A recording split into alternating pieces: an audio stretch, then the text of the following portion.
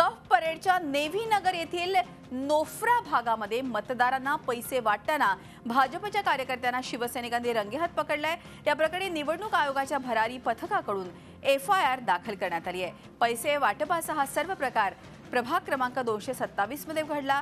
या प्रभागातून भाजपच्या मकरंद नार्वेकर निवडणूक लढवत असून भाजप कार्यकर्त्यांकडे त्यांच्या नावाचं प्रचार साहित्य आढळून आलंय। प्रत्येक घरात जाऊन भाजपचे कार्यकर्ते कुटुंबातील सर्व व्यक्तींची नावे नोंद करून सही घेत होते, तसंच व्यक्तींच्या संख्येनुसार पैसे वाटप करत होते असा आरोप करण्यात येतोय। पैसे वाटप करणाऱ्यांमध्ये भाजपची एक महिला कार्यकर्ती होती, जिच्या पर्समध्ये 2000 रुपयांच्या नोटांचा गठ्ठा मिळाल्याचं सांगण्यात आलंय। या प्रभागातून सेनेचे अरविंद राणे रिंगणात आहेत।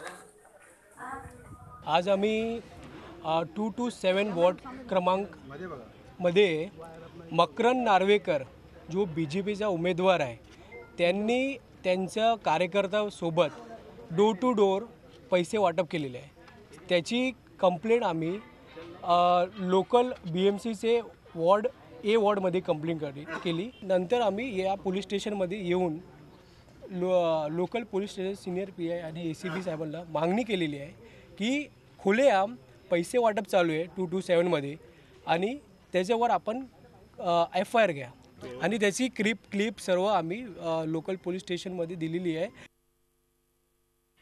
आणि एकूणच या संदर्भात अधिक माहिती घेऊयात। आपल्या प्रतिनिधी कृष्णात पाटील आपल्याबरोबर आहेत। कृष्णात, आपण बघतोय मतदान जवळ आलेलं आणि वेगवेगळी प्रलोभन मतदार राजाला दिली जातात, त्यातलाच हा प्रकार आहे। भाजपकडून अशा प्रकारे पैसे वाटतानाचं चित्र आपण बघतोय, काय सांगाल? काही दिवसापूर्वीच आपण गोवंडी इथल्या समाजवादी पक्षाची जी उमेदवार आहेत ती खुलेआम पैसे वाटप करतानाचा व्हिडिओ दाखवला होता। त्यानंतर आता एक नवीन हा व्हिडिओ समोर आलेला आहे।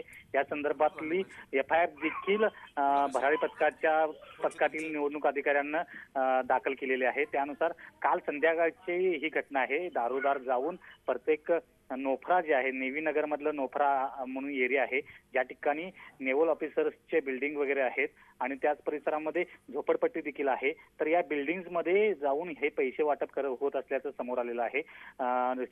जे शिवसैनिक आहेत, शिवसैनिकांनी स्वतः जाऊन तिथं त्या जे भाजपचे कार्यकर्ते जे पैसे वाटत होते आणि मतदान देण्यासाठी त्यांना सांगितलं जात होतं, त्यांना संपूर्णतः रंगेहात पकडलेला आहे आणि त्यानंतर ही जी कारवाई आहे ती पोलिसांकडे वर्ग करण्यात आलेली आहे।